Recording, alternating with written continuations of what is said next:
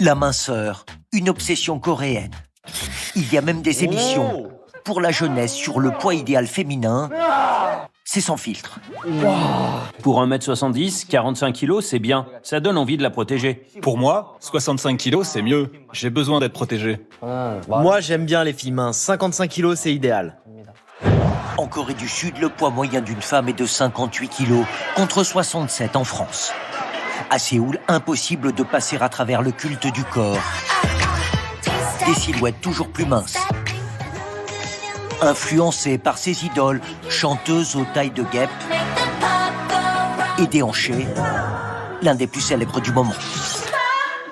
Pour garder la ligne, il y a ces cours de doll track, une chorégraphie qu'on appelle aussi la danse de la perte du poids.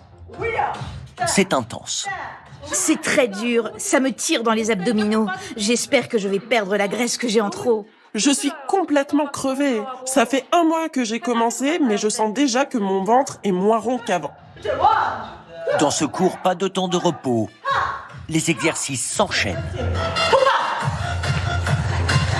Cette danse fait travailler énormément de muscles. Alors si vous en faites 5 minutes par jour pendant 1 mois, vous pouvez facilement perdre jusqu'à 6 cm de tour de taille. Mais pour arriver le plus rapidement possible à un tour de taille idéal, il y a des solutions extrêmes. En caméra cachée, nous nous rendons dans cette clinique. Elle délivre des pilules amincissantes, sans véritable consultation. Les candidates font la queue toute la nuit. Une de mes amies a perdu 8 kilos en très peu de temps grâce à ces pilules. Quand vous entrez, le médecin vous demande combien de kilos vous souhaitez perdre et 1 minute plus tard, il vous prescrit les pilules. Attention aux effets secondaires, insomnie, tachycardie, troubles de la concentration. Un idéal de corps maigre dans une société ultra compétitive où la plupart des Coréens, pour faire la différence lors d'un entretien d'embauche par exemple, misent beaucoup sur leur apparence physique. Kyori Kim est considérée comme une grande actrice en Corée. Elle aussi a dû malmener son corps pour réussir ses castings. Un jour, je suis descendue à 46 kilos. Quand j'étais très jeune, j'étais très complexée par mes joues. Le matin surtout, j'avais l'impression d'avoir le visage bouffi et je paraissais plus grosse à l'écran. Alors, quand je tournais des scènes très tôt, je m'obligeais à faire des nuits blanches. J'ai fait ça 2 ans environ et je me suis ruiné la santé. Cet ancien mannequin grande taille se bat pour plus de diversité. Elle a créé une marque de vêtements pour femmes rondes.